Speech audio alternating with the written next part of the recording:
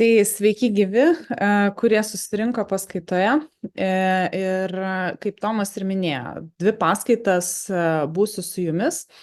Ir per du kartus papasakosiu, kas yra tas Agile'as, kas yra Scrum'as, kokiais įrankiais mes dirbame, tam, kad jūs turėtumėt pačią pradžią jūsų laboratoriniam darbam, kad jūs žinotumėt, apie ką šitas modulis yra. Nes šitas modulis ir ypatingai jūsų darbai, jūsų projektiniai darbai yra apie procesą. Ne produktas, kurį jūs galutinai sukursit, yra pagrindinis dalykas, o tai yra jūsų, kaip jūs gebėsite planuoti savo darbus, kaip jūs gebėsite panaudoti Agile praktikas.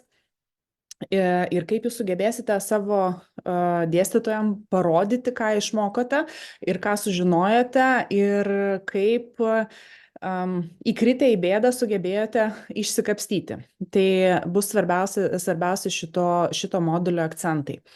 Taigi mes kalbėsime apie konkrečiai Scrum'ą daugiausia, bet šiek tiek aš jums papasakosiu ir apie pačią Agile filosofiją, kodėl yra taip, kodėl yra kitaip, kodėl apskritai Agile'as atsirado ir kodėl jo reikia ir dabar, nors tai atrodo jau ideologija pakankamai sena palyginus. Taigi, šitos paskaitos tema bus daugiau tokia teorinė. Aš daugiau kalbėsiu iš teorinės perspektyvos, kai tuo tarpu kita paskaita bus apie įrankius. Mes bandysim pasižiūrėti, kaip atrodo Jira, kaip atrodo kiti įrankiai, ir net tai yra tie, su kuriais jūs dirbsite viso semestro metu. Taigi, šiandien jums papasakosiu apskritai, kas yra Agile'as, kodėl mes apie jį šnekam, kaip tai atrodo praktikoje. Tada detaliau ir ilgiau apsistosime ties trečiuoju punktu, tai yra Scrum'u, nes jau ir pirmų susitikimų, pirmų laboratorinių metu studentai jau išgirdau tokių klausimų, o kas tas Scrum'as, o kas tas sprintas. Tai reiškia, yra tokių, kurie tikrai nėra girdėję ir tai yra labai labai normalu, kad jūs tikrai ne viską esate girdėję ir ne viską žinot, nes tam jūs čia ir susirinkot. Ir taip pat trumpai prabėgsiu apie praktikas, kurios yra naudojamos didesnėse organizacijose, kuomet mes turim didesnės komandas, didesnius produktus. Tai pirmai pradžiai iš tikrųjų aš norėčiau jūsų paprašyti tų, kurie yra ką nors girdėję apie Scrum'ą, na, tarkim, tokį žodį, galbūt net ir praktiškai yra susidūrę, pakelkit rankas virtualias, kad aš maždaug žinočiau, kiek auditorijoje yra tokių, kurie kažką truputėlį yra girdėję. Matau, pora jau yra. Na va, turim žmonių, puiku. Tai tie, kurie esat girdėję, pamatysit, kad tai, ką aš kalbu, gali šiek tiek skirtis nuo to, ką jūs esat matę, ką jūs esat bandę. Ypatingai, jeigu turėjo darbinės praktikos šiokios tokios, klauskit, stabdykit, komentuosim, aiškinsimės dėl to, kad Agile'as yra apie lankstumą. Tai vadinasi, praktikos skiriasi. Kiekvienoje kompanijoje gali būti tam tikrų elementų, kurių nėra kitoj kompanijoje, gali būti tam tikrų interpretacijų, kurios veikia vienoje kompanijoje, tačiau visiškai neveikia kitoje. Tai apie tai mes ir pasikalbėsim. Taigi, iš principo, iš kur kilo Agile'as? Labai seniai, kai jūsų dar nebuvo, manęs beje taip pat, buvo naudojama truputėlį kitokia praktika. Ir jinai atsirado apie 60-70 metus ir ji vadinasi krioklio metodas. Krioklio metodas, kuo jisai skiriasi? Jisai yra nuoseklus metodas. Tai reiškia, kad aš pirmiausia susirinku reikalavimus, po to labai ilgai dirbu ties kažkokiu tai projektavimu, dizainu, tada realizuoju, tada testuoju ir tik tada atiduodu klientui. Tai jeigu įsivaizduojat, jeigu mes kalbam apie, pavyzdžiui, tokios apimties darbą, kaip jūsų yra semestro darbai, tai viskas labai puikiai veikia, nes tai yra nedidelės apimties darbelis, kurį jūs tikrai galite reikalavimus išsiaiškinti ir susidėlioti planą, netgi realizuoti laiku, per daug nenukarpant kampų ir išpildant visus reikalingus etapus. Bet su tokiu požiūriu atsiranda problemos su didesniais projektais. Tai aš visą laiką studentam dalinuosi pavyzdžių tokiu, kad skrydžio į Mėnulį misija realiai buvo visa programinė įranga buvo pritaikyta 20 metų senumo techniniai įrangai. Tai yra tiek truko programinės įrangos kūrimas, tobulinimas tam, kad galų gale šita misija būtų paleista. Tai supraskite dabar, jeigu mes bandytume taikyti tokius pačius metodus dabartinėje visuomenėje, kur mes turim gauti viską greitai čia ir dabar, ten, kur mūsų technologijos kinta greičiau, negu kad mes spėjam susekti, kas pasikeitė, ar ne, artificial intelligence amžiuje galų gale. Na, nespėtumėme su tuo. Ir programinė įranga, jinai tampa tada tokiu, tarkim, stagnatorium, ar ne?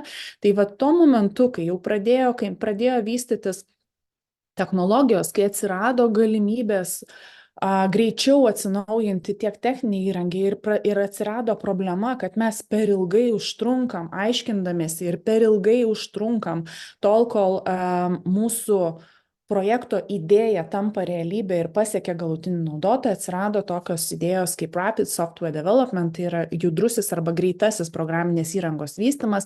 Atsiranda tokios idėjos, kad mes galim skaldyti produktą etapais. Tai čia yra mūsų Agile užuomazga, tai yra lankstusis sistemų projektavimas ir vykdymas. 2001 metais, kaip ir sakiau, netokios ir naujos tos idėjos, ar ne, jau yra daugiau negu 20 metų. Tai yra 2001 metais yra tarsi toks atskaitos taškas, kuomet to meto lyderiai, minties lyderiai, būtent IT minties lyderiai, na, jie turėjo tokią tradiciją kiekvienais metais susirinkti slidinėjimo kurorte ir tiesiog pasidalinti savo patirtim, kaip kam sekasi. Jau po truputėlį buvo atsiradę tos idėjos, kaip mums čia būtų galima padaryti, kad būtų geriau, bet jos visą laiką tai buvo tie klausimai, kurie kilo.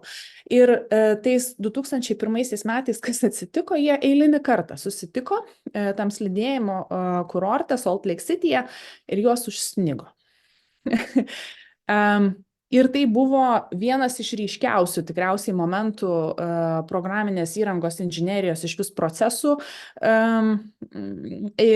vystymosi ir procesų tobulėjimo eigoje, dėl to, kad tas užsnigimas, jisai mums davė tas idėjas, apie kurias mes kalbam dabar, apie kurias aš jums papasakosiu šiandien. Tai yra atsirado Agile manifestas. Kuo jisai yra ypatingas? Jeigu mes kalbėdami apie prieš tai buvusius modelius, tai yra mes turim labai daug standartų, turim labai daug taisyklių, turim daug įvairiausių aprašymų, turim daug įvairiausios dokumentacijos. Tai Agile manifestas susidėjo iš 4 pagrindinių teiginių, kurie aktualūs ir dabar. Tai yra, jūs matot, yra 4 teiginiai, viena pusė yra ryškesnė, kita yra įprasto šrifto. Ką tai reiškia? Tai reiškia, kad abi pusės yra svarbios, tačiau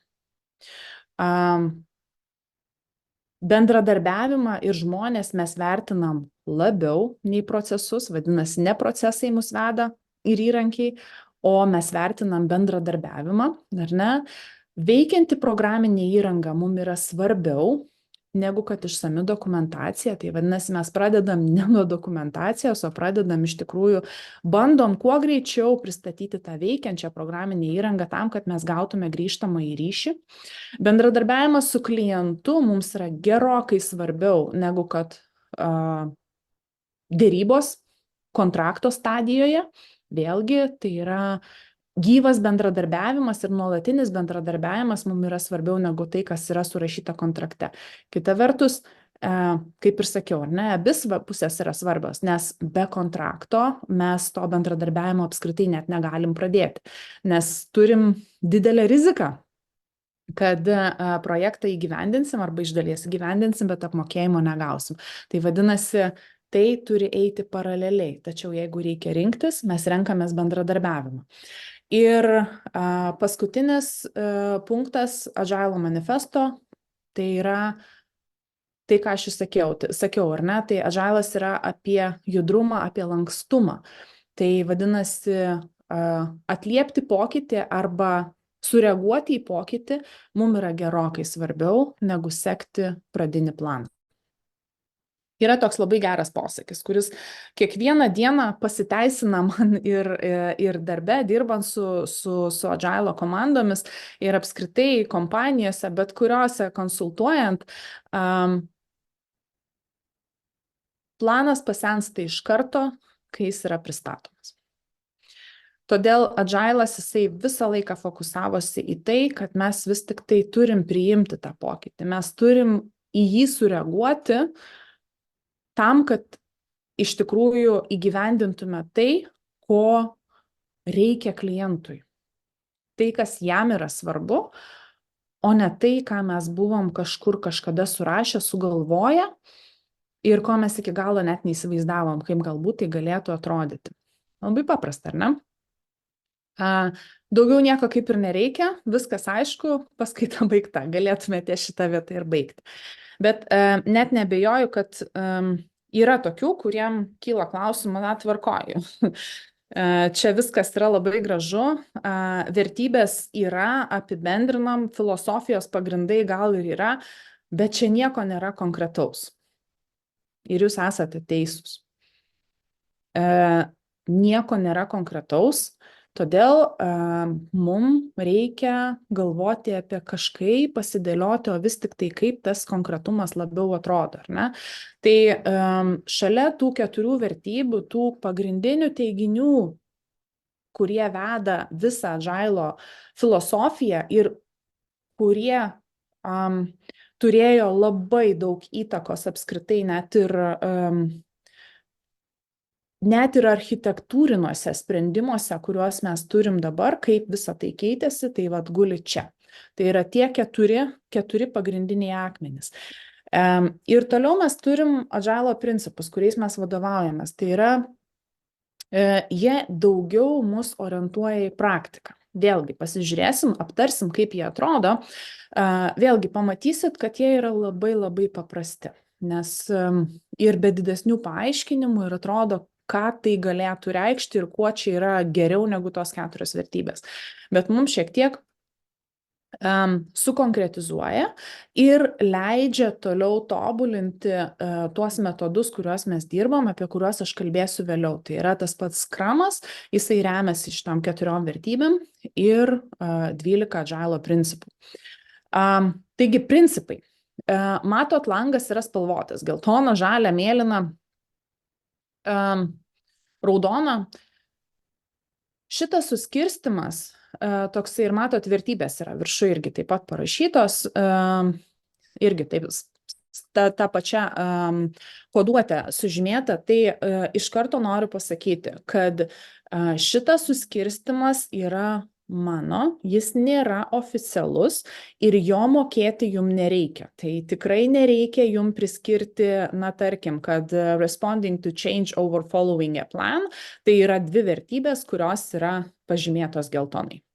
To jum mokėti nereikia, Tai yra tiesiog parodymas, aš norėjau parodyti jum, kaip vertybės atsispindi pačiuose principuose. Ir kai kurie principai, jeigu jūs pamatysit, kad juos galima sieti taip pat su keliomis vertybėmis. Bet tai yra tiesiog suvokimo ir susiejimo pratimas. Taigi, pereisim per visus principus ir ką jie reiškia. Tai pirmasis principas, kuris kalba apie tai, kad mes siekiame, kad klientas būtų patenkintas gaunamų rezultatų ir jį nuolatos matytų. Tai yra kiek įmanoma anksčiau pamatytų tą pirmąjį sprendimą ir galėtų stebėti, kaip jisai yra tęsiamas toliau, ar ne? Tai čia jo visa šito principo esmė yra tokia, kad mes norim gauti kiek įmanoma anksčiau grįžtamąjį ryšį. Greičiausiai esate matę, o jeigu nesate, tai vėlgi sakykit, stabdykit, rašykit į čatą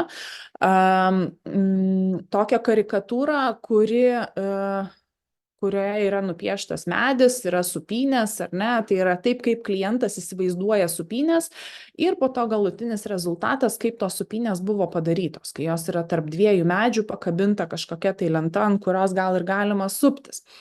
Tai mes esam žmonės. Ir įsivaizduokite, jeigu mes turim kažkokią tai problemą, mes turim tam tikrą įsivaizdavimą, kaip tą problemą reikia spręsti, bet kai ją reikia papasakoti, tą galimą sprendimą kažkam, kas yra, galbūt net ir visai kitoj srity dirba, arba netgi pačiam savo artimiausiam žmogui, jeigu reikia papasakoti, kaip mums reikia spręsti, sakykime, matematikos uždavinį, tiesiog nupasakoti, koks galėtų būti automatinis sprendimas, tai yra padaryti gana sudėtinga. Ir būtent tai ir yra sprendžiama, Agile'as tą sprendžia nuolatos bendraudamas, būtent bendraujant su klientu. Tai yra rodant, gaunant grįžtamąjį ryšį, gaunant pagirimus, gaunant komentarus, gaunant pastabas tobulinimui. Tai yra nuolatinis bendravimas ir nuolatinis rodymas to, ką mes turim. Tai kuomet šitie principai atsirado, netgi techninės galimybės mus labai labai stipriai ribojo. Tai yra programinė įranga, jinai buvo monolitinė. Mes turėjom vieną didelę sistemą, kurioje viskas yra labai susipynę tiek, kad net nežinom, kur yra grafinė sąsaja ir kur yra duomenų sluoksnis. Tokių dalykų jų apskritai nelabai buvo. Tiesiog viskas buvo viename. Tai kartu su Agile filosofija, su Agile populiarėjimu, įvairių jo atmainų populiarėjimu, keitėsi taip pat ir struktūra. Dėl to, kad jeigu mūsų tikslas yra rodyti klientui po trupučiuką, įvesti vis naujas funkcijas po truputėlį, ar negauti kažkokį tai grįžtamąjį ryšį, nuolatos turėti veikiančią programinę įrangą, vadinasi, mes ją turim gebėti realizuoti taip, kad tai būtų įmanoma padaryti. Tai, sakykime, ta pati mikroservisų architektūra, ar ne, ten, kur mes galim servisą įjungiam, išjungiam, du paraleliai paleidom ir turim sprendimą, kaip įmanoma mažais gabaliukais atiduoti tam tikrą funkcionalumą, įjungti, išjungti, pakeisti, parodyti alternatyvą, ar ne. Tai vat nuo monolito iki to, ką mes turim dabar, iki pačių moderniausių architektūros praktikų kartu su šituo procesu, mes turėjom tobulėjančius ir techninius sprendimus. Tai čia yra tai, ką mes turim kartu su Agile, ar ne?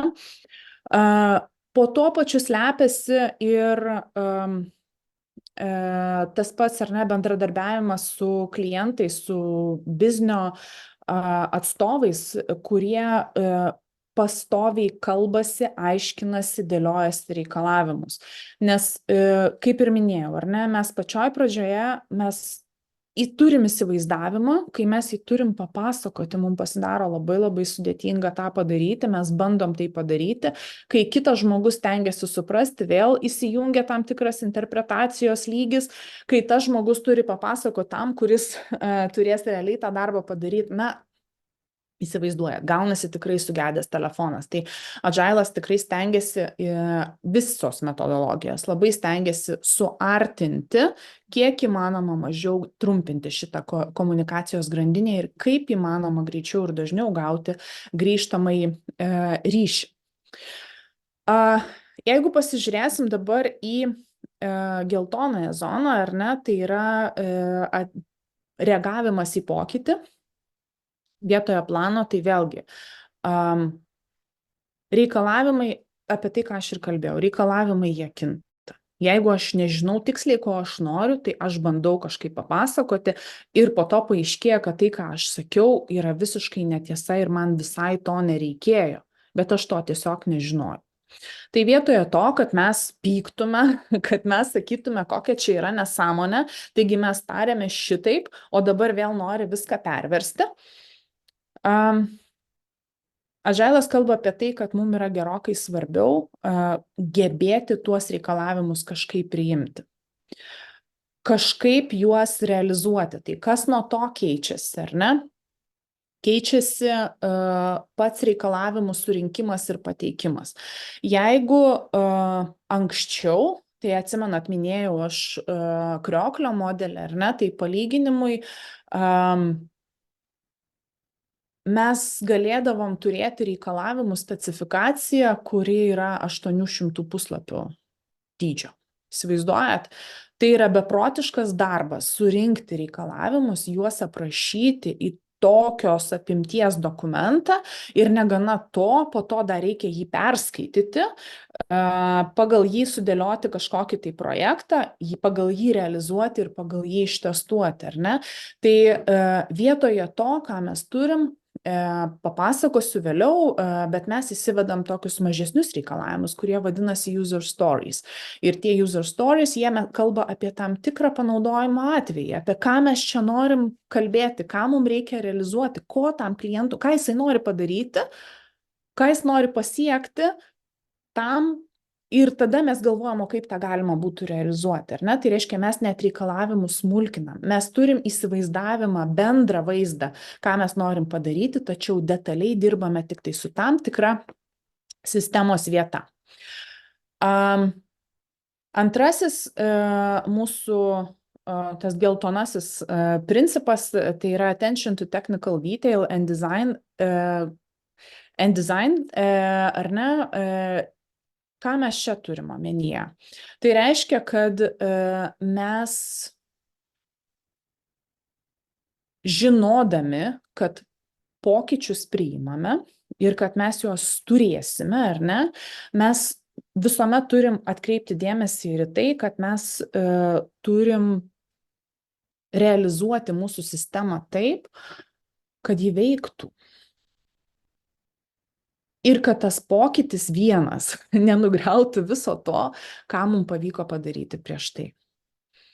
Klaidų be abejo pasitaiko, visą laiką pasitaiko, bet mes stengiamės rašyti tiek kodą, tiek pačius reikalavimus taip, kad mes galėtume sugrįžti, pasižiūrėti, pasitikrinti ir kad galėtume susižiūrėti, kaip padaryti geriausiai, kad tas pokytis mažiausiai nugriautų ir mažiausiai reikėtų perdaryti. Tai apie ką mes čia kalbam, kas čia atsiranda? Atsiranda naujos tokios praktikos, kurių nebuvo iki šiol, tai yra vėlgi greitas grįžtamasis ryšys su pačią techninę komandą, ar ne? Mes turim kodo peržiūros, mes turim test-driven development, atsiranda tokios praktikos, kurių anksčiau tikrai nebuvo, atsiranda techninių sprendimų, tos detalės tokios, kurios leidžia mum eksperimentuoti iš dalies. Tai minėjau, tie patys mikroservisai, ar ne, kur mes galim pabandyti išjungti, jeigu nepatiko, arba feature toggles. Irgi tai yra vienas iš variantų, kaip tą padaryti. Bet mes negalim lipdyti kodo tiesiog į vieną gumulą, ten, kur reikės pakeisti vieną if sąlygą ir nugrius visą sistemą. Tai yra monolito, mes nebegalime sau leisti.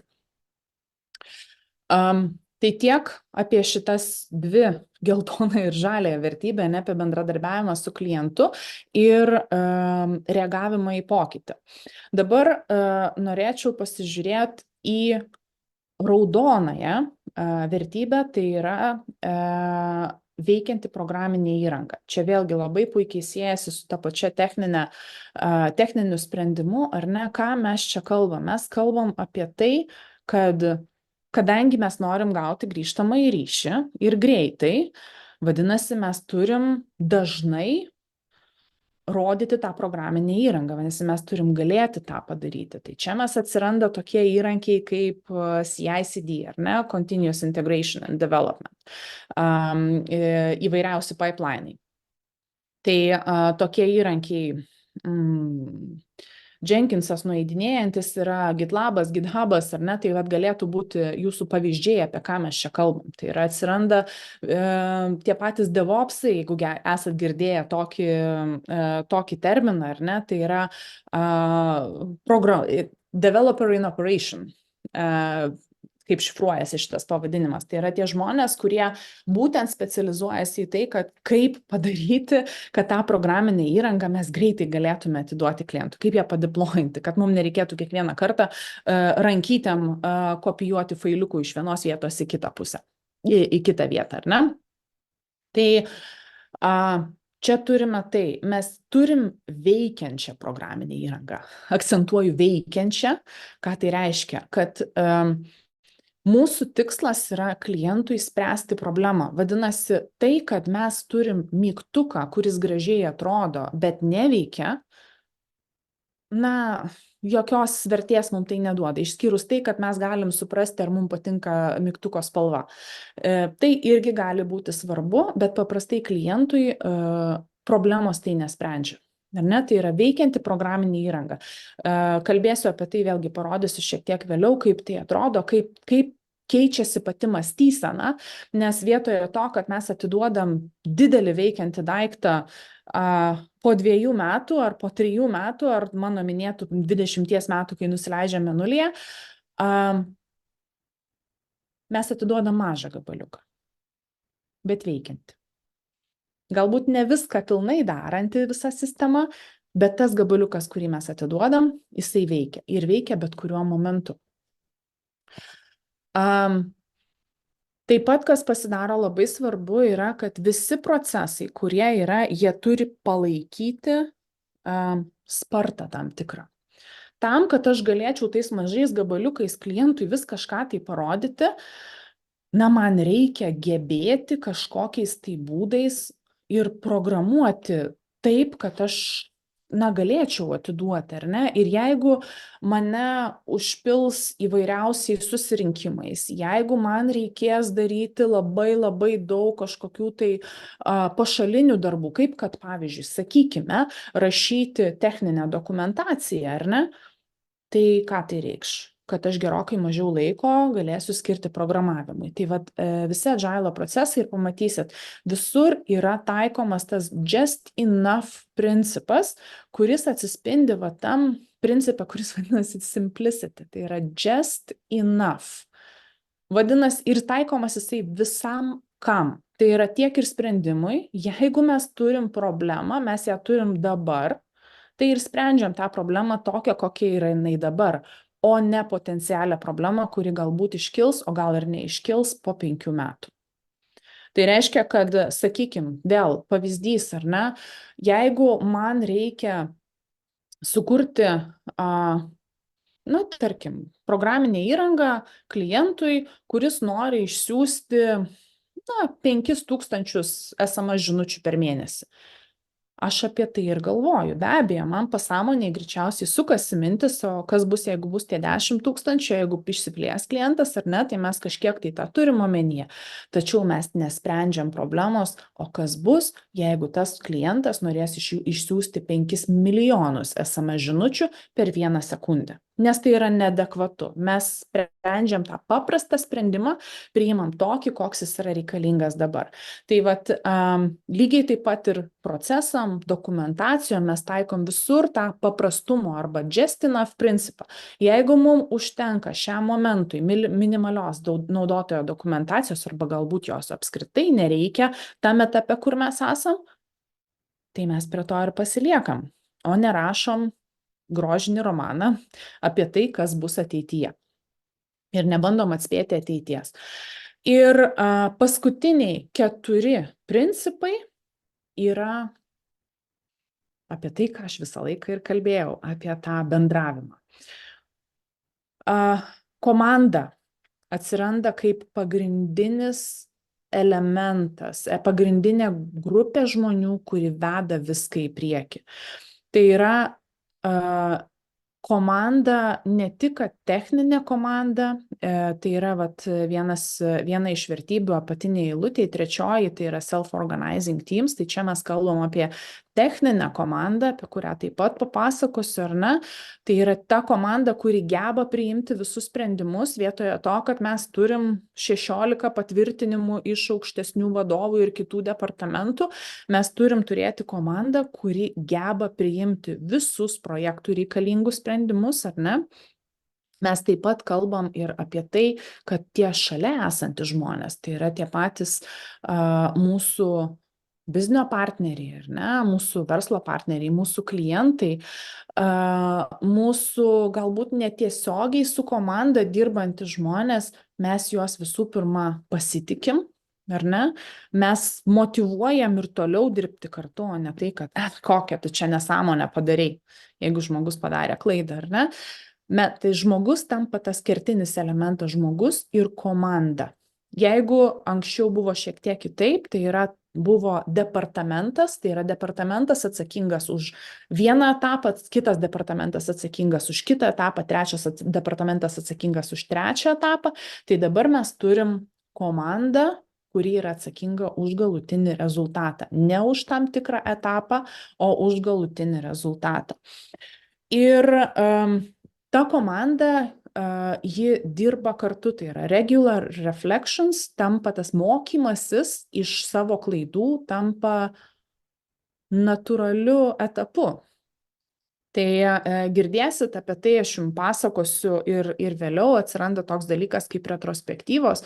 Tai yra vietoje to, kad mes baksnojam pirštais vienas į kitą ir kokią tu čia nesąmonę padarai, mes visi susėdam kartu ir išsiaiškinam, o vis tik tai, ką mes padarėm gerai, ką mes galėjom padaryti geriau ir ką mums reikėtų daryti kitą kartą kitaip, kad mums sektųsi geriau, negu kad sekėsi net ir dabar. Net jeigu sekėsi puikiai, visada gali būti geriau. Tai yra tas siekis nuolatos tobulėti, susidirbti ir siekti geriausio rezultato. Ir turim paskutinį principą, kurio aš dar nepadengiau, ir tai yra enable face-to-face interactions. Ką mes kalbam? Tai prisiminkit, kad mes čia kalbam apie 2001 metus.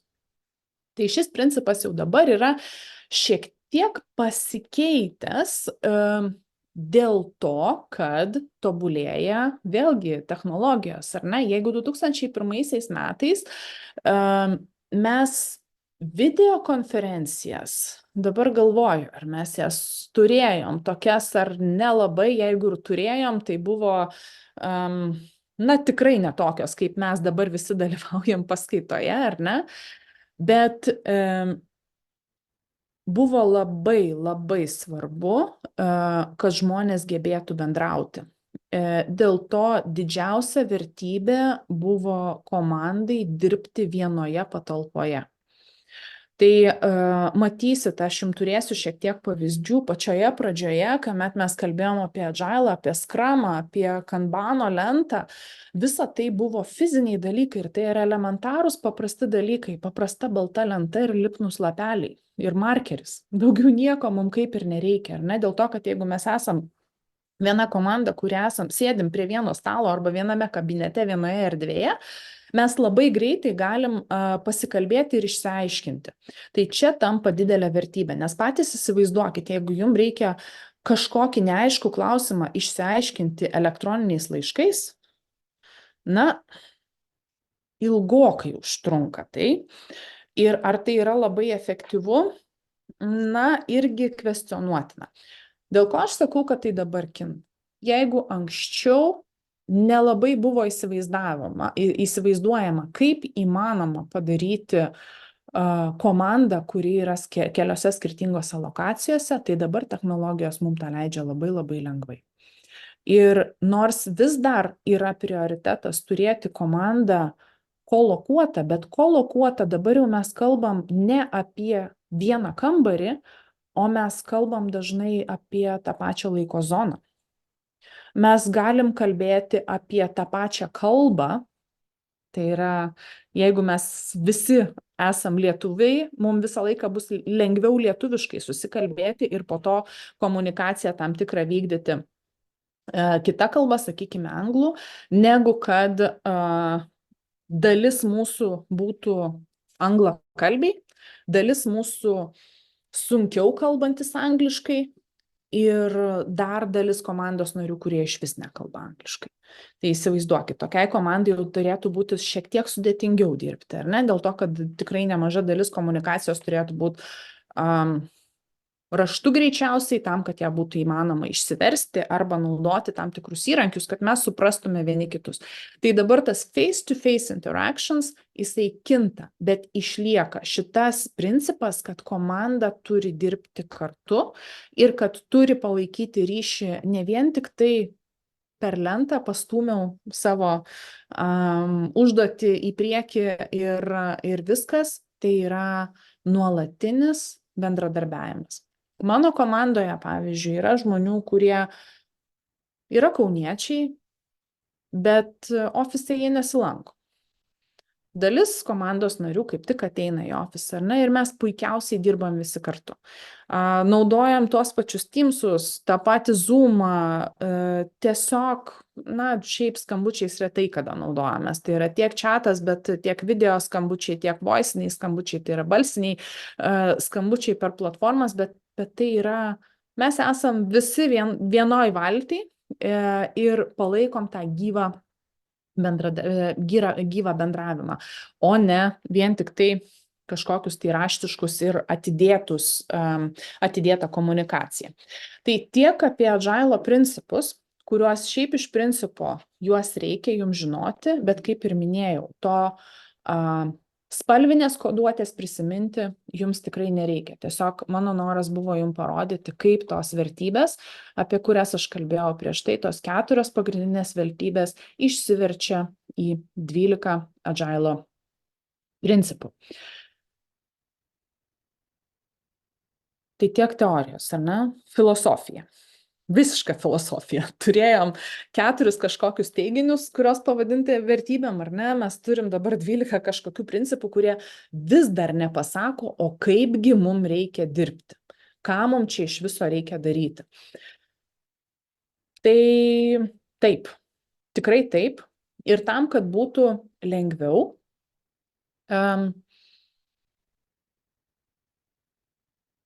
ir tam, kad būtų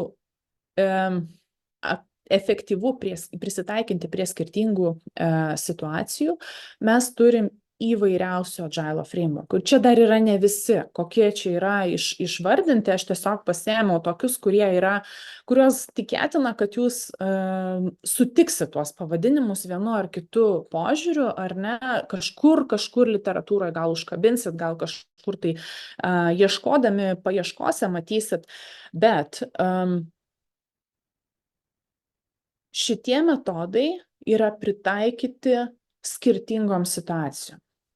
Pavyzdžiui, jeigu, sakykime, jūs dirbate banke, dėl ko aš sakau banke, nes banko paprastai visi procesai yra labai kontroliuojami. Tai yra auditai kiekvienam žingsnyje. Ir nesvarbu, kad jūs dirbat ne su pinigais, jūs dirbat su programinė įranga, bet kokiu atveju netiesiogiai jūs dirbate su pinigais. Yra kontroliuojami tiek išorinių institucijų, tiek vidiniai procesai kontroliuoja, ar ne?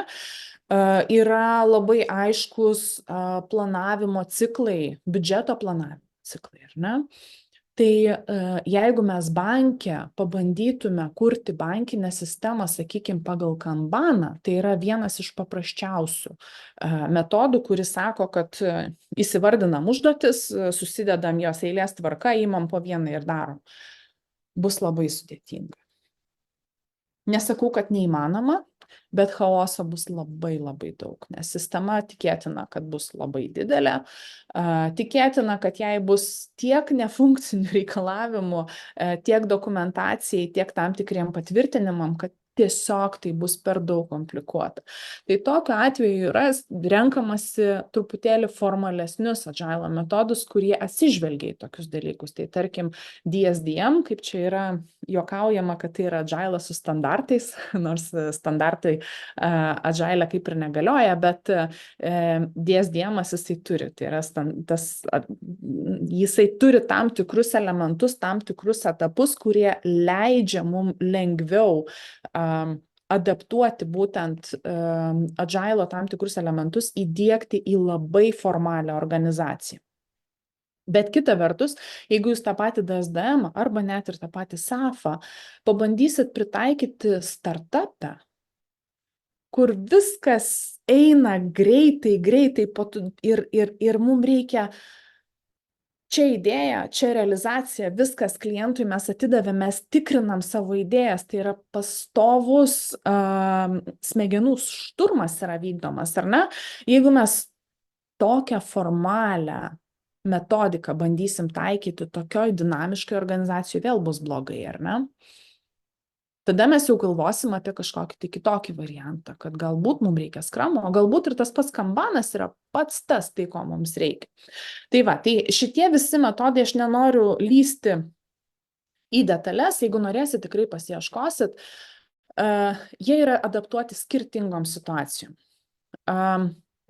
Mes kalbėsim ir jūs mokysitės paties populiariausio metodo, tai yra skramas. Neturiu statistikos, kiek kompanijų Lietuvoje dirba su skramu, bet aš manau, kad labai stipriai nesumeluosiu, jeigu pasakysiu, kad tai yra mažiausiai 90%.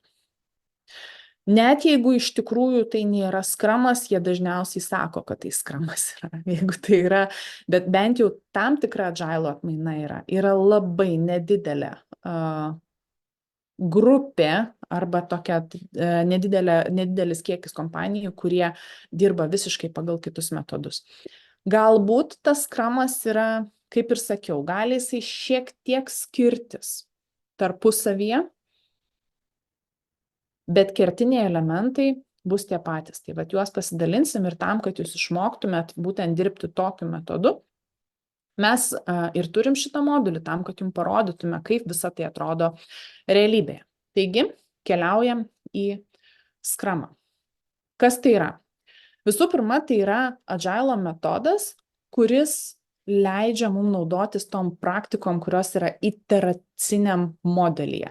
Tai reiškia, kad mes visą savo projektą susiskaldom į vienodo ilgio iteracijas, tai yra sprintus, ir visą projektą mes vykdom po trupučiuką.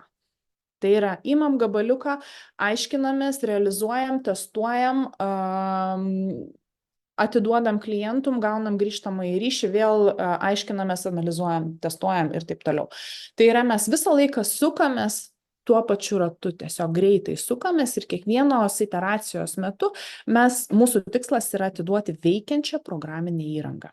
Iteracija rekomenduojama, tai yra tas sprintas, taip vadinamas, rekomenduojama, kad tai būtų tarp 2-4 savaičių. Šiaip rinkoje dažniausiai pasitaikantis ilgis iteracijos yra 2 savaitės. Net ir Scrum alijansas iš tikrųjų sako, kad 2 savaitės tai yra tai yra tas laikas, kuris leidžia efektyviai pajusti visą šito metodo naudą. Tačiau tikrai yra tokių, kurie renkasi 1 savaitės sprintus, yra tokių, kurie renkasi 3 savaičių sprintų ar net 4 savaičių sprintus, tačiau tai yra jau retesni atvejai. Taigi, skramas iš principo šitas metodas turi tokius didelius tris etapus ryškius tokius. Tai yra pirmas dalykas, tai yra projekto inicijavimas, kurio metu mes išsiaiškinam maždaug, ką mes norėsim padaryti. Tai yra tokį, susidarom karkasą, kažkokį skeletą projekto, kurį mes turėsim realizuoti. Tai yra ta pati pradinė fazė, kuomet mes pradedam galvoti, o kiek mums tam laiko gali prireikti maždaug, ar ne, kokių mums resursų gali reikėti, kokių mums įrankių gali reikėti, kiek žmonių prie to galėtų dirbti. Tai yra kokios infrastruktūros galų gale mums reikia tam, kad mes galėtume realizuoti šitą projektą. Tai yra ta inicializavimo fazė, tai yra kertinis išsiaiškinimas, tačiau jis, noriu pabrėžti, jisai nėra detalus. Čia mes išsiaiškinam maždaug ir sudarom tą sutartį su klientu, kontraktą, kuriame pasakom, kad žiūrėkit, jūs norit padaryti tokį funkcionalumą arba išspręsti tokią problemą. Ir, sakykime, mes kalbam apie tai, kad prie to dirbs viena arba dvi komandos ir mūsų įkainis yra toks. Tai va, tai čia yra projekto inicijavimas. Toliau pati ilgiausia dalis, tai yra sprinto ciklai. Tai va čia yra va tas visas mūsų skramo grožis, kuomet mes įmam gabaliukais, lipdom gabaliuką prie dar gabaliuko ir galutiniam rezultate mes turim veikianti visą galutinai išdirbtą produktą, tą, kuris veiks daug metų ir kurį mes tobulinsim dar daug metų, tikėtina. Ir turim pabaigą, kuri yra aktuali tokiem projektams, sakykime, kurie iš tikrųjų turi pabaigą. Na, sakykime, mums yra, ką aš turiu omeny. Mes turim projektą, kuomet reikia, pavyzdžiui, klientui realizuoti, tarkim, padaryti elektroninę parduotuvę, ar ne? Tai mes ją padarėm, realizavom tos reikalavimus ir mūsų projektas pasibaigė. Viskas. Tai tuomet mes labai aiškiai pasakom, mes turim pasirašyti priėmimo perdavimo aktą, ar ne, mes turim tam tikrus žingsnius padaryti tie, kurie sako, kad jau viskas, projektas baigtas, mes laukiam pinigų banko sąskaitą, grubiai tariant. Ir kodėl aš sakau projektai, kurie turi pabaigą? Tai jeigu mes gaminam produktą, pavyzdžiui, mes esam programinės įrangos gamintojai, ar ne? Mes tą projektą, tai yra produktą, mes visą laiką jį vystom. Jeigu mes, sakykime, įsivaizduokime tą patį, paimkim pavyzdį Microsoftą ir, sakykime, Office'as, ar ne? Ar mes galim pasakyti, kada yra šito projekto pabaiga? Na, nebent yra numatyta, kad Office'as po 2 mėnesių, sakykime, bus išvis išjungtas, kuom aš labai abejoju, ar ne? Tai vat visą tą laiką, tol kol nėra tos pabaigos, mes visą laiką ir vykdom tą antrąją dalį. Tai vadinasi, to projekto uždarimo, jo gali ir tokio labai ryškaus, tokio gali ir nebūti. Bet jeigu mes turim tą tikrą projektą, kuris yra apribotas laiku arba funkcionalumu, tokiu atveju mes turėsim ir tas baigiamasias veiklas, kurios yra tarsi tų taškų ant I sudėliojimas. Tai yra skramas. Atsimenat, kalbėjau apie veikiančią programinę įrangą. Tai vat, jum pavyzdys, kaip tai turėtų atrodyti. Skramo mes kalbam apie gabaliukus. Sprintai dirba su gabaliukais, ar ne? Mes po trupučiuką, bet jeigu klientas nori mašinos, vadinasi, jisai nori įrankio, kaip greičiau nuvažiuoti nuo taško A į tašką B. Tai jeigu mes pasižiūrėsime paveikslėlio viršuje, tas pirmas paveiksliukas, ar ne, kur pirmas, antras, trečias, ar ne, kur mes turim nevažiuojančias mašinos dalis, tai yra pirmiausia padarėm labai gražų ratą, po to labai gražią pakabą, po to ant jos labai gražiai uždėjom visą mašinos, visą tą rėmą tokį, ar ne? Na, mes neturim tos mašinos iš tikrųjų. Mes imituojam gabaliukus, mes imituojam skramą. Tai dėl to, kad mes neturim veikiančio daikto kiekvienos iteracijos pabaigoje. Tai kuomet jūs darysit net ir savo projektus, jūs net reikalavimus mes tokius turim, ar ne, kad kiekvieną kartą, kai jūs susitinkat su savo dėstytojais, tai kas 2 savaitės, tai yra jūsų sprinto pabaiga tarsi. Tai sprinto pabaigoje jūs turit parodyti tą demonstraciją, jūs turit parodyti, kaip veikia jūsų programinė įranga. Tai ir galvokit apie tai, apie šitą mašiną, kad, na, man gerokai geriau iš pradžių turėti paspirtuką, ar ne, po to turėti gal kažkokį, tai yra, atsiprašau, riedlentę, po to turėti paspirtuką, dviratį vis greičiau ir galutiniam rezultate gauti tai, ko aš tikrai norėjau, nes per tą laiką aš supratau, kad noriu aš ne to sedano, kur ten mane nuo lietaus saugotų, bet man taip patinka važiuoti, greitai lėkti su kabrioletu. Tai jeigu pasižiūrėsit 4. ir 5. iteraciją, ar ne, jeigu tai 4. viršutiniam paveikslėlį, na, klientas patenkintas, viskas gerai, jisai gavo galutiniam rezultatį tą mašiną. Bet užtat po 5 iteracijų jisai yra be proto laimingas, nes gavo tai, ko iš tikrųjų norėjo ir ko galbūt negalėjo pačioje pradžioje net ir įvardinti.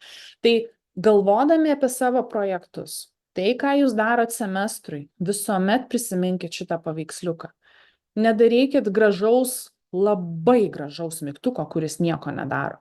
Geriau padarykit mažiau gražų mygtuką, kurį paspaudus įmanoma išsaugoti duomenis, arba įmanoma suvesti tuos duomenis, arba, nežinau, kad ir kokios pas jūs funkcijos būtų, bet kad tai būtų kažkas veikiančio. Taigi, dabar einam prie tos dalies, o vis tik tai, kaip atrodo tas visas projektas. Tai yra, prieinam prie pagrindinių terminų, kuriuos mes naudojam Scrum'e.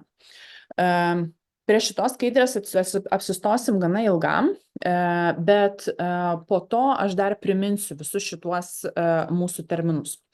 Tai pirmiausias ir pirmas terminas, kurį jūs turėsit girdėti ir kurį jūs jau pradėsit net ir turėsit projekto veiklų sąrašas, tai yra product backlog. Šitas terminas atsiranda pas jūs jau pirmojo laboratorinio darbo metu. Tai yra, pirmam laboratoriniam darbui jūs jau turite turėti visą projekto veiklos sąrašą. Kas tai yra? Projekto backlogas arba projekto veiklų sąrašas tai yra va tie tokie grubus funkcionalumai, kuriuos jūs norėsit realizuoti jūsų projekto metu. Tai jūs žinot, kad jums reikės prisijungimo. Jūs žinot, kad jums reikės, sakykime, elektroniniai parduotuviai, ar ne? Jūs žinot, kad jums reikės kažkokio tai produktų krepšelio, kad jums reikės produktų sąrašo, ar ne? Tai va čia jūsų yra produkto backlogas. Tai yra tai, ką jums reikia padaryti, toksai sąrašiukas kertinio funkcionalumo ir galbūt nefunkcinių reikalavimų. Nes, pavyzdžiui, jeigu jūs tiksliai žinot, kad, sakykime, jūsų parduotuvė yra skirta akliesiems, tai jūs turėsit tam tikrų nefunkcinių reikalavimų, kurie, na, kaip pasakyti, kurie leis tiem žmonėm, kuriuos jūs esat nusimatę naudotis šitą sistemą. Tai jeigu jūs turit, sakykime, kuriat elektroninę parduotuvę, kuri yra orientuota į akluosius naudotojus, sakykime, tai kas jums bus labai svarbu, tikriausiai nespalvos. Ir tikriausiai nelabai gražios animacijos, o bus svarbu, kaip gerai naviguoti jūsų sistemoje galima su klaviatūra. Tai čia toksai visiškas pavyzdys, tai yra tai, kas yra nefunkcionalumo reikalavimas, o tas nefunkcinis reikalavimas. Tai va jūsų produkto backlog'e gali būti ir tokių dalykų, kuriuos jūs turit kažkaip tai realizuoti. Tai va, tai jūs toj inicijavimo fazėje, pačioj pradžioj, arba tai vadinamas yra sprint zero, tai yra tas nulinis sprintas, jūs pirmiausia susidėliojat, ką jums reikia pasidaryti, kad jūs žinotumėt, kokia yra jūsų projekto apimtis. Toliau einat į sprintą, ar ne? Tai sprinto backlogas, va tas va jūsų sprinto veiklų sąrašas arba iteracijos veiklų sąrašas, tai jūs imat vieną kažkokį gabaliuką, taip kaip ir sakiau, tai sakykime, naudotojo prisijungimas ir čia jau jūs skaidot, o ką jums reikia padaryti su tuo naudotojo prisijungimu. Ar tai bus tiesiog prisijungimo vardas ir slaptažodis, ar tai bus autorizacija, autentikacija per Google paslaugas, ar tai bus kažkoks tai galbūt tiesiog kažkoks įrenginukas, kuris leis jums prisijungti, nežinau, mobilus parašas, dar kažkas, tai kad ir ką jūs ten sugalvotumėt, bet tai vat yra jūsų pavyzdžiai, tai yra jūs detalizuojat. Ir čia sprinto backlogą, tai yra tą sprinto veiklų sąrašą, jūs detalizuojat iki tokio lygio, kad jūs tiesiog galėtumėt imt ir daryti.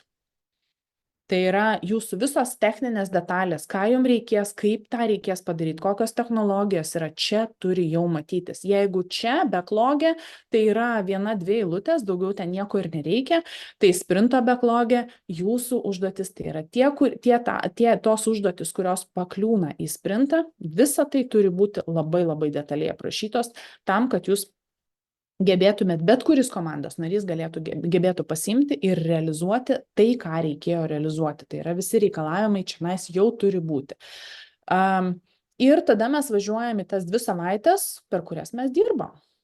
Tiesiog imam užduotį po užduoties ir mes dirbam. Tai yra nuo 1 iki 4 savaičių. Jūsų atveju tai bus 2 savaitės, kurias turėsit projekto metu kaip sprintą.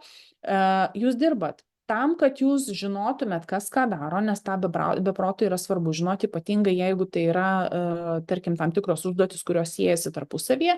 Tai yra kiekvieną dieną, pabrėžiu, kiekvieną dieną, jūs turit tokius susirinkimus, kaip jie yra vadinami stand-upai, dailiai arba net ir skramai. Tai yra įvairiausių pavadinimų tam sugalvota, bet tai yra trumpi 10-15 minučių susitikimai jūsų komandai, ten, kur jūs apžvelgiat statusą, kur kiekvienas komandos narys yra, ką darė vakar, ką darys šiandien ir ar buvo kažkokių tai trikdžių. Tai yra, ar yra galbūt kažko, ką žmogus, tarkim, negali išspręsti pats savarankiškai. Galbūt trūksta žinių, o galbūt reikia išorinės tam tikros pagalbos, galbūt, tarkim, infrastruktūros kažkokios tai trūksta. Tai jūsų kiekvieną dieną kalbėdamasi tarpusavį ir dirbdami savarankiškai, galutiniam rezultatui jūs pasiekėt sprinto pabaigą. Akcentuoju visiems, pakartosiu dar kartą ir ne vieną kartą, kad sprintas visuomet yra fiksuotas laike. Sprinto ilgis nekinta. Tai yra kalendorinis dalykas. Kodėl aš taip apie tai kalbu ir kodėl aš būtent tai akcentuoju. Labai labai dažna klaida studentų būtent šito modulio laboratoriniu metu, tai kad sako, tai mes susiplanavom, tas 5 užduotis ir mes nespėjom jų padaryti per 2 savaites, tai mes prasitęsiam sprintą. Tai žinokit, tai yra, ko gero, didžiausia klaida, kokią jūs galit sau padaryti. Dėl to, kad sprinto fiksuotas laikas yra vienintelis stabilus dalykas Agile. Tai yra vienintelis dalykas, kuris yra stabilus. Jūsų projekto apimtis, jūsų reikalavimai, daug kas gali kisti, bet sprinto trukmė yra vienintelis dalykas, kuris nekinta. Ir nuo to jūs galit atsiremti ir planuoti, o ką jūs spėsit padaryti ir ko jūs nespėsit padaryti. Jeigu jūs pradėsit keisti sprinto ilgį, pradėsit savotiškai sukčiauti patys su savimi, jūs pamatysit, kad jūs nebežinot nei kada padarysit, nei ką padarysit, nei kodėl padarysit. Dėl to, kad jūs tiesiog nebegalėsit nieko prognozuoti.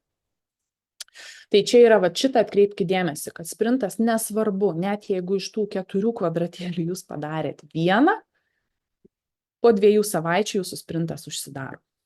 Viskas. Ir tiesiog jūs sakot, kad taip, mes padarėm 1, kiti 3 keliasi į kitą sprintą. Kas atsitinka, kai baigėsi tos 2 savaitės? Ogi tai, kai baigėsi tos 2 savaitės, mes turim demonstraciją, tai vadinasi, susitinkam su dėstytojais, susitinkam su užsakovais ir parodom tai, ką padarėm. Tai yra tą veikiančią programinį įrangą tam, kad jūs gautumėt grįžtamąjį ryšį. Ir tam, kad po to jūs galėtumėt įsivertinti save retrospektyvų metu. Tai yra, kaip jums sekėsi. Sakykime, jeigu iš tikrųjų įvyko tokia situacija, kad jūs padarėt 1 tik tai užduotį iš 4, tai ir pasianalizuojat to, kodėl.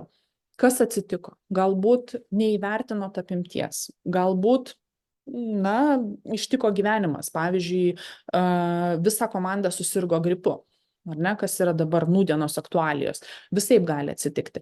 Bet tą jūs turit įsivertinti ir pasižiūrėti, kad vis tik tai, o ką daryti, kad jūs suspėtumėt padaryti projektą laiku, kokias korekcijas potencialiai gali reikėti padaryti ir ką daryti, kad tokios situacijos būtų įmanoma išvengti. Nes, pavyzdžiui, jeigu išsiaiškinat, kad, nepadarėm, nes, pervertinom savo galimybės, sakykime, galvojam, kad viskas yra labai paprasta, o paaiškėjo, kad ne taip jau ir paprasta, tai tokiu atveju, planuojant kitus sprintus, kitas iteracijas, jau mes turim į tai atsižvelgti ir pasakyti savo, kad gal mes ir daug žinom, bet čia dar yra tokių nežinomųjų, kurie mums reikia šiek tiek palikti erdvės tam, kad tikrai žinotume, kad vis tik tai mes, padarysim, realizuosim tą planą. Tai tiek yra, taip atrodo pats procesas. Nieko sudėtingo. Turim veiklų sąrašą, imam mažesnį gabaliuką, detalizuojam, 2 savaitės dirbam sinchronizuodamėsi tarpusavyje, parodom, įsivertinam, kaip mums sekėsi ir vėl grįžtam atgal, vėl imam naujus gabaliukus ir vėl dirbam pagal planą. Viskas, daugiau nieko nėra. Skramas atrodo būtent šitaip.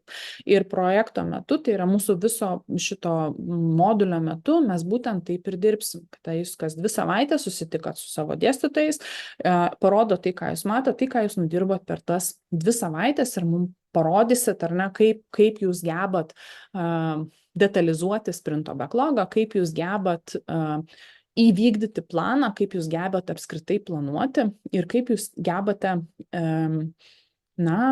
pademonstruoti tai, ką nuveikėte. Tai taip atrodo skramo procesas. Pats bendrai paėmus, ar ne? Tai va čia tas sprinto mūsų produkto backlogas, ar ne? Tai va čia yra ta mūsų, atsimenat, sakiau, inicijavimo fazė.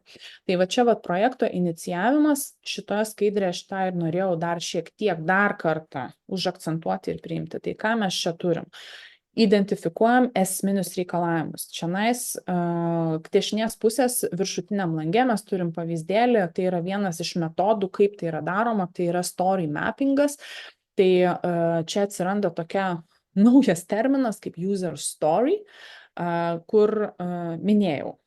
Tai yra naudotojo poreikis. Aš jums parodysiu pavyzdžių kitoje paskaitoje, kaip atrodo tie user story, bet jo visa esmė tai yra esminis reikalavimas, ką mes čia norim padaryti, kad naudotojas nori prisijungti prie sistemos. Tai va čia yra jūsų user stories, ar ne, kurį jūs po to taip grupuojat, dėliojat, kaip tai galėtų būti, kokia yra ta pirmas etapas, tai yra tas MVP, minimal viable product, tai yra tas pirmas gabaliukas, kai klientas jau gali pradėti naudotis realiai jūsų sistemą, ne tik pasižiūrėti, kaip jisai veikia, bet ir realiai tam tikrus procesus jau pradėti naudotis būtent jūsų sukurta programėlė. MVP žaidimų, pavyzdžiui, atžvilgių, tai galėtų būti ta pirma versija, tas jūsų pirmas lygis, kurį jūs išleidžiat ir kurį jau jūsų giminės ir artimieji gali pabandyti pažaisti jūsų sukurtą, sugalvotą žaidimą. Tai čia taip pavyzdys iš to, ką jūs turit. Taip pat yra apibrėžiama projekto apimtis, tai yra tai, ką mes darysim ir ko mes tikrai nedarysim. Atsimena tą pavyzdį su žinutėm, kur sakiau, kad reikia išsiųsti 5,000 per mėnesį. Tai mes labai aiškiai pasakom, kad visa tai, kas yra virš tų 5,000, sakykim, tai yra ne pats geriausias pavyzdys, bet tai galėtų būti toks pavyzdys, kad to mes nedarom. Arba, pavyzdžiui, netikrinam sistemos, ar ji veikia prie tam tikrų aplinkybių, tarkim, arba galbūt kažkokiame labai egzotiškame serveryje, prie labai egzotinės naršyklės, sakykim. Tai yra jūsų apimtis, tai yra tai, ką jūs darot ir tai, kas yra už brūkšnio, tai, ką jūs tikrai nedarysite. ir šiek tiek apsibrėžiam įkainius. Pamenat, minėjom, ką tai reiškia, mes nedirbam už dyką, ar ne? Mes turim kažkaip tai uždirbti pinigus. Tai dažniausiai tie įkainiai, tai ką tai reiškia, kad, klientai, jie taip pat turi tam tikrą biudžetą, kurį jie gali išleisti. Tai būna dažnai užfiksuota, kad šita realizacija neturėtų viršyti kažkokios tai sumos, ar ne? Tai tada mes ir sakom, kad už šitą sumą mes galim padaryti tiek, tiek ir tiek. Tai yra tas toksai, atsiranda tas dėrybinis objektas, kur lieka lankstumo, bet mes maždaug galim numatyti, kiek toksai sprendimas galėtų kainuoti, kad mes suvaldom lūkesčius tam tikrus klientų.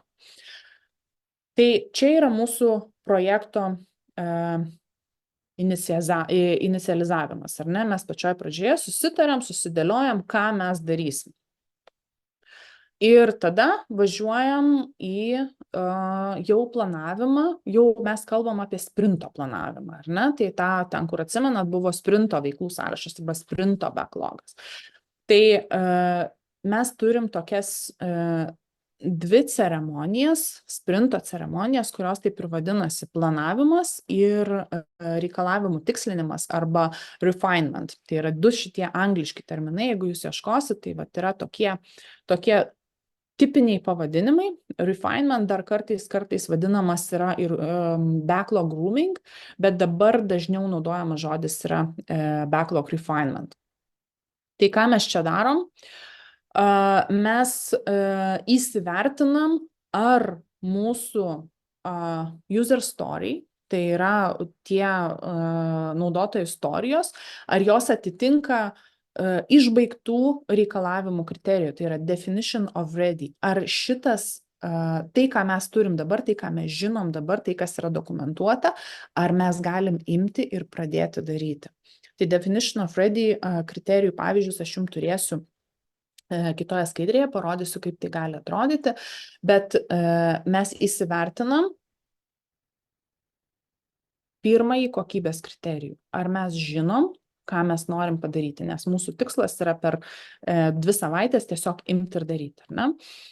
Tada susiplanuojam, ką mes galim padaryti per šitas ateinančias 2 savaitės. Nežiūrim toliai į priekį. 2 savaitės mes esam, sakykime, 4 žmonių komanda, ką mes darom ir ką mes spėsim padaryti per tas konkrečias 2 savaitės. Tai reiškia, kad jeigu mes turim vasario 16-ąją, kuri trumpina mūsų sprintą, nes realiai tą dieną mes nedirbsime, tai vadinasi, mes planuosim mažiau. Nes viena diena dirbsime mažiau. Nes, kaip ir sakiau, sprintas yra kalendoriuje, ne kažkaip kitaip. Ir tuomet, ką mes čia pradėsim matuoti, mes pradėsim, kadangi mums reikia kažkaip įsivertinti, kažkaip tai susiplanuoti, tai mes turim angliški terminai, tai yra team velocity ir team capacity. Tai yra velocity, tai yra komandos sparta, capacity, tai yra komandos pajėgumas, ar ne? Capacity, tai reiškia dirba 4 žmonės, 5 dienas per savaitę, o velocity, tai tie patys 4 žmonės per 5 dienas per savaitę geba padaryti, sakykime, 4 užduotis. Tai va čia yra jūsų sparta. Ir taip pat vėlgi padetalizuosiu kitoje paskaitoje, bet mes atsiranda tokie terminai kaip burn down, tai yra jūsų ir burn up, tai yra grafikai, kurie leidžia mums pamatyti, kaip mums sekasi dirbti. Tai va čia yra jūsų burn down, ten, kur mes pačioj pradžioj, sprinto pradžioje mes esam susiplanavę, sakykime, 123 užduotis, ir stebim, kaip sprinto eigoje jos krenta ir ateina iki 0. Nes jeigu mes gerai susiplanavom, vadinasi, sprinto pabaigoje mes turėsime 0. Realybėje, pamatysit, būna truputėlį ir kitaip. Taigi dabar, kaip ir žadėjau, tas definition of ready ir definition of done. Tai yra 2 kokybiniai kriterijai, kuriuos jūs turit įsivertinti prieš pradėdami patį projektą. Jūs turit tą kaip komanda turėti susitarimą. Kas tai yra definition of ready? Tai yra labai aiškus reikalavimai, kada mes sakom, kad user stories yra tinkamas imti ir realizuoti. Definition of done Tai yra kriterijus, kuris mums pasako, kad mes padarėme užduotį pagal tuos reikalavimus, kurie buvo iškelti. Tai reiškia, kad juos jau galima naudotis. Tai labai svarbus dalykas, naudokite šitais dviem kokybiniais kriterijais. Tai yra labai labai paprasta turėti poros etapų kažkokį tai, žinai, trumpą sąrašiuką, kas tai yra, kokie reikalavimai, bet tada tiek sumažėja konfliktų, patikėkit manim. O man nieks nesakė, kad čia reikia padaryti. O kodėl man čia reikėjo tiek daug prirašyti? O kodėl man reikėjo dar vieno ar kito ar trečio, ar ne? Ar kodėl, pavyzdžiui, vienetų testų nėra? Nes nebuvom taip susitarę, niekur nebuvo pasakyta, ar ne? Tai tos definition of done ir definition of ready, jis galioja kiekvienam user story, kiekvienam reikalavimui, tačiau jo ten nėra. Ką noriu pasakyti? Kad jeigu mes turim tą patį, jeigu pamenat, aš sakiau, man reikia kaip naudotojas, aš noriu prisijungti prie sistemos, ar ne? Tai jame nebus parašyta prie reikalavimų, kad parašyti vienetų testus, reikia peržiūrėti kodą ir taip toliau ir panašiai. Šito nebus. Visi šitie kriterijai galioja absoliučiai visiems user story'am, tačiau jie nėra konkretūs reikalavimai iš tos biznio perspektyvos. Tai va tą turėkit omenyje. Kad definition of done, definition of ready galioja viskam, bet tai nėra funkciniai reikalavimai. Tai yra 2 terminai, kuriuos turit žinoti, turit prisiminti ir be abejo naudoti. Ką dar reikia žinoti? Planuojant, mums reikia kažkaip įsivertinti užduotį. Tai Agile'as turi tokį terminą kaip user story. User story esmė yra tokia, kad mes vertinam ne laiku, o vertinam sudėtingumu. Vėlgi, papasakosiu kitą paskaitą plačiau, dabar prisiminkit tiesiog, kad yra toksai story pointas, atsiprašau, aš sakiau user story, tikriausiai tai yra story pointais yra vertinama. Tai mes turim įsivertinti, kokios apimties tai yra darbas, ar tai yra labai sudėtinga, kas galėtų būti, pavyzdžiui, 34, kas tai yra 34, ne taip jau ir svarbu, tai mes sakom, kad tai yra sunku. Ar tai yra labai labai lengva, kad, tiesiog atsisėdau ir padariau, kas tai galėtų būti vienetas. Story pointai labai dažnai yra naudojami nenuosekliai, tai yra ne 1, 2, 3, 4, 5, 6, o yra naudojama Fibonaccio skaičių seka, siekiant priversti pamastyti, ar tikrai užduotis yra tiek sudėtingesnė negu panaši užduotis, kad reikėtų didinti įvertį. Sakykime, jeigu jums reikėtų pasirinkti, pavyzdžiui, ar 5 ar 6. Netoks jau ir didelis skirtumas, ar 5 ar 6. Gal 6 bus dėl to, kad taip tiesiog saugiau. Bet jeigu jūs priverčia pagalvoti, o vis tik tai ta pati užduotis, tas pats naudotojo prisijungimas, kas tai yra 5 ar 8, jau tada mes ko gero pagalvosim, nes skirtumas yra gerokai didesnis, ar ne? Arba pavyzdžiui, nuo 21 iki 34 skirtumas yra tikrai didesnis. Ar 21, 22? Jokio skirtumo praktiškai. 21 ar 34, jeigu reikia pasirinkti, tai yra daug. Tam, kad lengviau suprastumėt, story pointai tai yra skaitinė išraiška to, ką mes galėtume įvardinti tiesiog small, medium, large, extra large. Tiesiog story pointus naudoti skaitinė išraiška mums yra lengviau, dėl to, kad mums tiesiog yra lengviau susumuoti, suskaičiuoti ir gauti tą komandos spartą, tą velocity ir capacity. Nes skaičiais operuoti yra tikrai gerokai lengviau, negu kad sakyti, kad mes turim 2S dydžio kažkokius tai reikalavimus ir 15 XL. Ar ne? Kas mums neleidžia įsivertinti, o vis tik tai, kur mes esame. Tai va, tai prisiminkit šitą terminą, story pointai, juos sudetalizuosim kitą kartą. Ir kaip ir minėjau, palyginimas, ką tai reiškia, labai ilgai čia vėl neapsistosim, tai yra mūsų sparta ir pajėgumas. Šitos du terminus jos taip pat turėsit prisiminti ir žinoti ir naudoti. Tai jūsų pajėgumą, tą velocity, jūs galit nustatyti komandai tik retrospektyviai. Įvykdę pirmą sprintą, jūs žinosit, koks buvo jūsų velocitis, tai yra jūsų sparta pirmo sprinto metu. Vėliau jūs išsivesit vidurkį ir sakysit, kad vidutiniškai mūsų velocitis yra toks. Capacity jūs galite įsivertinti ir į ateitį. Tai yra, jūs žinot, kad kitą sprintą turėsite pavyzdžiui, Velykų atostogas, ar ne, ir vietoj 2 savaičių sprinto jūs visa komanda dirbsite tik tai 1 savaitę. Tai jūsų capacities, tai vat kiek jūs teoriškai tų story pointų gebėtumėt kaip komanda įgyvendinti prie idealių sąlygų ir turėdami tiek laiko, tiek, kiek jūs turit dabar. Pavyzdžiai skaidrėse yra ir tikrai galėsit pasianalizuoti, nes skaidrės jūs visi turėsite. Na va, susiplanavom. Dabar mums reikia dirbti. Tai pamenat, minėjau jūsų stand-upas. Tai vat jūsų stand-upas ir atrodo realiai šitaip.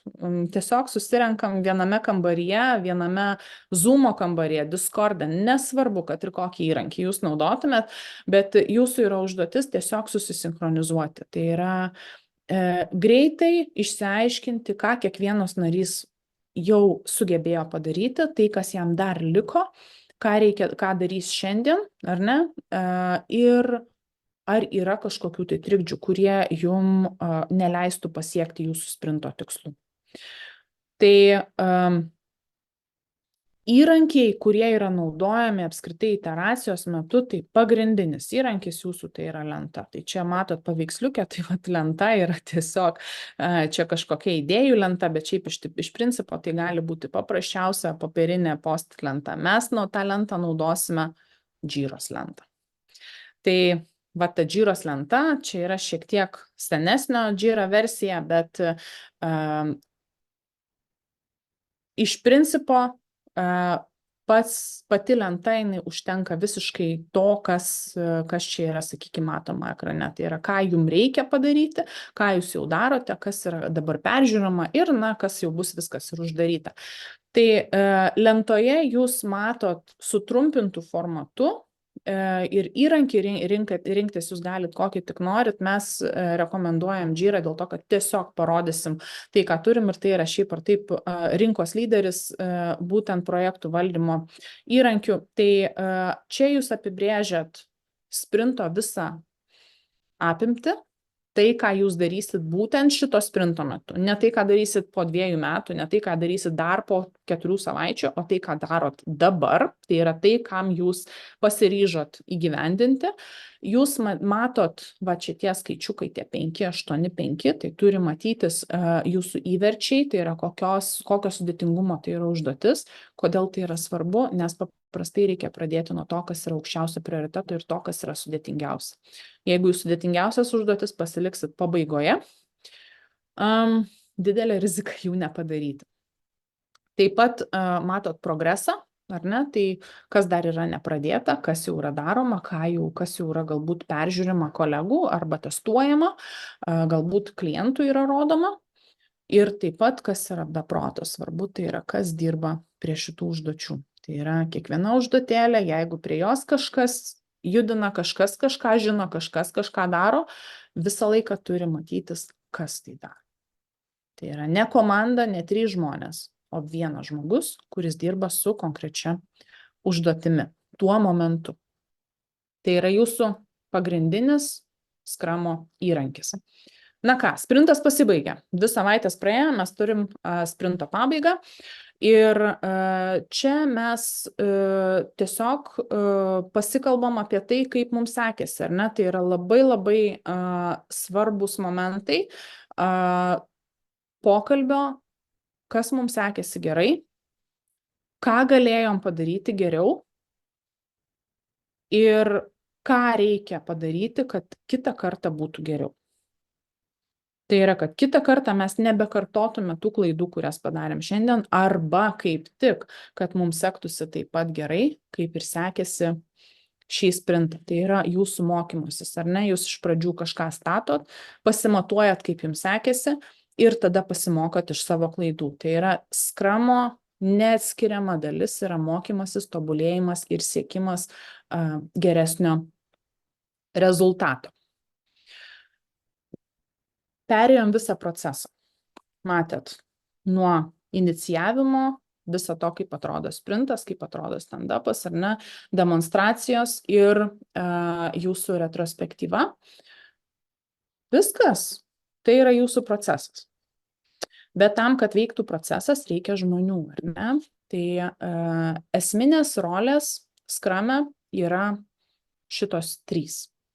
Tai yra pirmiausia yra product owneris, tai yra tas žmogus, kuris žino prioritetus, žino, ką reikia daryti. Dažniausiai tas žmogus bendrauja su klientu, su kliento atstovais, galbūt su kažkokiais tai kitais žmonėm, kurie gali suteikti informaciją apie tam tikrus reikalavimus ir atneša prioritetus komandai.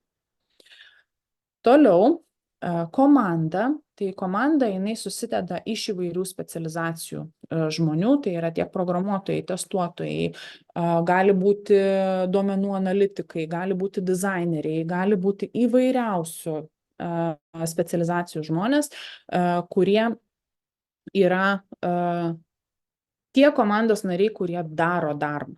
Tai yra prioritetus gauna iš produkto vadovo ir realizuoja tuos reikalavimus pagal tuos prioritetus, kuriuos gavo. Tai yra priima tuos techninius visus sprendimus. Ir tai yra labai labai svarbu atkreipti dėmesį, kad tai yra komanda, kuri yra self-organizing. Tai yra ta komanda, kuri žino ir gali realizuoti viską, ko reikia projekto arba produkto apimtyje. Ir trečioji svarbi rolė, tai yra jūsų Scrum Masteris. Tai yra Scrum Masteris, tai yra tas žmogus, kuris rūpinasi, kad veiktų procesai patys ir kuris saugo komandą nuo to paties product ownerio, kuris ateina ir sako, žiūrėk, aš sakiau prieš 2 dienas, kad mums reikia tą padaryti, bet dabar jau nebereikia to. Man klientas vėl ten kažką tai sako, kad reikia kažką tai pakeisti. Tai Scrum Masteris bus tas pirmas žmogus, kuris pasakys, palauk, sustok, mes sutarėm šitaip, tai dabar padarom tai, ką buvom sutarę ir jeigu tikrai reikia keisti planą, tai tokiu atveju mes įdedam savo naujus reikalavimus, tačiau išmesim tam tikrą galbūt reikalavimų arba tam tikrą reikalavimų skaičių, ar ne, kurį mes nespėsim padaryti. Tai yra tas žmogus, kuris rūpinasi, kad veiktų pats procesas. Tai yra, kad komanda sprinto metu galėtų dirbti netrukdoma ir turėdama tą 1-2 savaičių periodą, kai žino, kad, tų pokyčių gal ir gali būti, bet jie jau bus netipiniai. Ir jeigu jau jie įvyksta, vadinasi, tikrai tų pokyčių būtinai reikėjo. Tai 3 pagrindinės rolės ir viskas. Mes neišskiriam čia nei testuotojų, nei dar ten kažkokių tai skirtingų rolių. Mes sakom, kad tai yra komanda ir sakom, kad ji dirba su projekto vadovu ir turim proceso prižiūrėtoją, kuris tarsi saugo komandą nuo visų išorinių jėgų. Labai dažnai Scrum Masteris jis iš tikrųjų būna ir komandos narys. Kas būna labai retai ir stipriai nerekomenduojama, tai yra Scrum Masteris, kad būtų taip pat ir produkto šeimininkas. Dėl to, kad tai gaunasi nuolatinis konfliktas pačiam su savimi. Tai tiek apie mūsų skramą ir dar mes turim kelias minutės greitai paminėti tam tikrus niuansus. Tai kuomet mes kalbam apie skramą, mes visą laiką kalbam komanda, komanda, komanda, komanda. O ką daryti, jeigu produktą realizuoti reikia gerokai daugiau komandų? Tada mums atsidaro tas naujos durelės, tai yra Agile at Scale. Ir tada atsiranda kiti metodai, kurie mums padeda sinchronizuoti kelių komandų darbą. Tai, nes atsiranda tokie iššūkiai, kad viena komanda turi savo prioritetus, kita komanda turi kitus prioritetus. Galutiniam rezultate kiekviena komanda savo darbą padarė, tačiau veikiančio produkto mes galim ir neturėti dėl to, kad tarpusavyje nesusinchronizavo kažkas tai, ar ne? Tai komunikacija gali užstrigti. Tai yra, kuo didesnė apimtis žmonių dirba prie vieno projekto, tuo atsiranda vis didesnių iššūkių. Tai ypatingai, kaip ir sakiau, skirtingos laiko zonos gali atsirasti, kurios tampa iššūkių komunikacijai.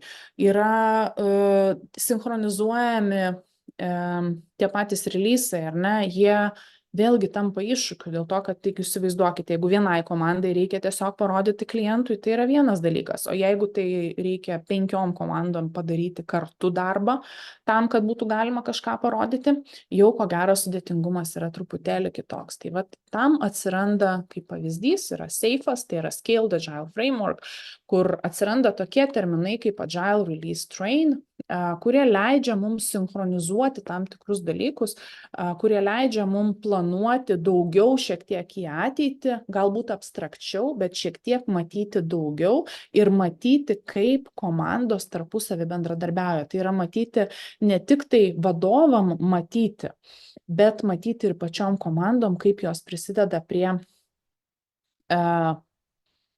to produkto išleidimo į gyvenimą, matyti savo vaidmenį, kur mes iš tikrųjų esam.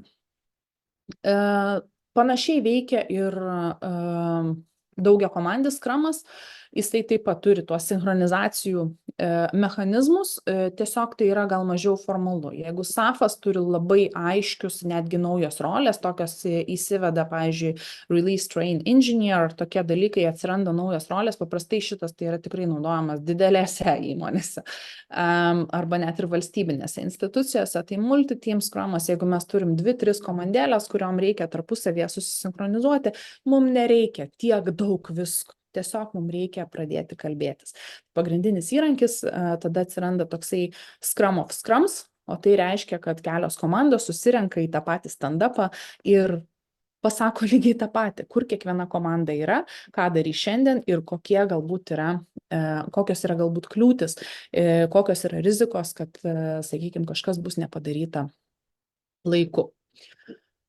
Jeigu norit pasiskaityti daugiau, tai tikrai keletą pavyzdžių turiu, galit pabandyti pasiieškoti, pasižiūrėti informacijos, bet, kaip ir sakiau, mes ties šitom nesifokusuosime. Jūsų svarbiausia dalis tai yra šio modulio apimtyje, tai yra išmokti dirbti Scrum. Tai, o nuo ko pradėti? Tai pirmiausia, prie savo projekto susitvarkykit Jira, apsibrėžkit definition of ready ir definition of done, kad jūs žinotumėt, ką jūs darot, tam, kad jūsų darbas būtų iš tikrųjų kokybiškas ir nesipyktumėt ten, kur nereikia.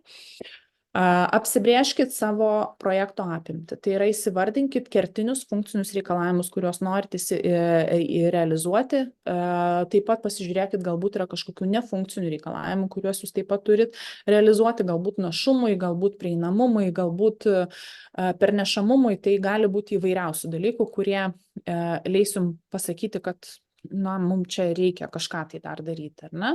Ir juos įsivertinkit grubiai, bent jau artimiausių poros sprintų, grubiai įsivertinkit tais tokiais abstrakčiais įverčiais kaip story pointais. Kitą paskaitą papasakosiu, kaip tą reikia padaryti. Bandykit. Toliau sekantis etapas tai yra tiesiog pasižiūrėkit, mums atrodo, kad per kitas ateinančias 2 savaitės mes galim padaryti tiek. Ir darykit. Kaip jums seksis? Pirmas sprintas tikrai labai dažnai būna nepataikytas. Tai yra, jūs arba labai greitai visas užduotis padarysit, arba jums galbūt liks tam tikra dalis, bet tai jums leis mokytis ir žinoti, kad kitą kartą reikės planuoti daugiau arba planuoti mažiau. Tai pereinat prie 5 etapo, ar ne, tai yra įsivertinkit ir pasikoreguokit. Tai yra, reaguokit į pokytį. Ir viskas. Šiandien paskaita yra baigta. Esminiai momentai, kuriuos jūs turit prisiminti, tai yra, kas yra Scrumas, kokios yra esminės sprinto ceremonijos, kokie yra pagrindiniai terminai, tokie kaip sprintas, backlogas, user story, story pointas, capacity, velocity, burn down, definition of ready, definition of done. Tai yra tai, ką jūs turit žinoti, tai, ką jūs operuosit viso semestro metu. Kokios yra komandos rolės ir kaip matuoti savo sėkmę, ar ne? Kad tai yra veikianti programinė įranga, kurią mes kaip dėstytojai norėsim matyti kas antrą savaitę iš jūsų. Tai ačiū Jums už dėmesį šiandien. Ačiū, Rasa. Dar aš noriu paklausti klausimą tokį. Taip. Tada iš paskutinių šitų dalykų, o ką jeigu studentų komanda susikūrė sprintą ir užtruko tik tai savaitę padaryti? Ar įsidėti daugiau darbų tada, ar kaip daryti? Jeigu tai yra pirmasis sprintas, tikrai taip, reikėtų įsidėti daugiau darbų, įsitraukti tam, kad jūs galėtumėt po to įsivertinti, kad aha, mes pačioje pradžioje sakėm, kad mes padarysim tiek, bet padarėm dvigubai daugiau. Tai jūs turit pirmo sprinto metu, jūs turit rasti tą skaičiuką, kuris jums leis planuoti antrąjį sprintą. Tai po pirmos savaitės nereikėtų sakyti, mes viską padarėm, mes daugiau nieko nedarysim, darykit toliau. Ir dar, Rasa, aš kaip suprantu, kitą savaitę nebus tokių gražių skaidrių, ar ne? Taip. Tikrai Sakė, taip. be skaidrių Rasa darys. Rasa darys be skaidrių, mes pereisim per esminius įrankius, parodysiu, kaip naudotis Jira, kaip ją sukonfigūruoti taip, kad tiktų jūsų komandai, jūs galėsit pasižiūrėti, kas jau bus pradėję tą daryti, galėsit pasikoreguoti, jeigu kažką tai netaip būsit padarę arba turėsit klausimų, tai labai skatinu iki kitos paskaitos bent jau pasižiūrėti, kaip atrodo Jira, kad turėtumėt klausimų, tada aš galėsiu jums atsakyti, bet tos pačią pradžią jums parodysiu, tai yra ne tik tai Jira, bus ir kiti įrankiai, retrospektyvai skirti įrankiai ir šiaip tokia bendrai truputėlį bus interaktyvesnė paskaita ir jinai bus šiek tiek kitokia ir skaidrių galutiniam rezultate jūs neturėsit, bet turėsit įrašą.